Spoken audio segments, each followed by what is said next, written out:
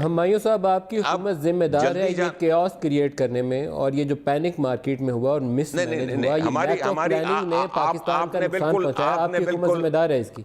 आपने बिल्कुल सही फरमाया, आपने शुरू में बिल्कुल सही फरमाया कि ये 10 साल का जो सारा मिसमैनेजमेंट थी, 8 महीने में हम इसको हल नहीं कर सके, इसमें कोई शक नहीं है, इसमें कोई शक नहीं है। जल्दी जाना था, देर में जाना था। अब मैं आपको गुजारिश करूं कि आपका ख्याल है कि अगर आप IMF में चले जाते 2 महीने बाद, तो आज रुपया किधर खड़ा होता? आपका ख्याल है रुपया 120 पे खड़ा होता?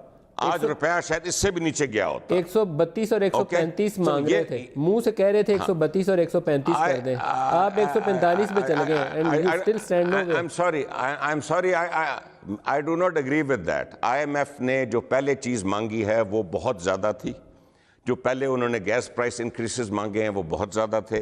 जो पहले उन्होंने बिजली के प्राइस इंक्रीसेस मांगे बहुत ज़्यादा। मैं इस बात से टोटली मुत्तफिक हूँ कि हमें 8 महीने इंतज़ार नहीं करना चाहिए था।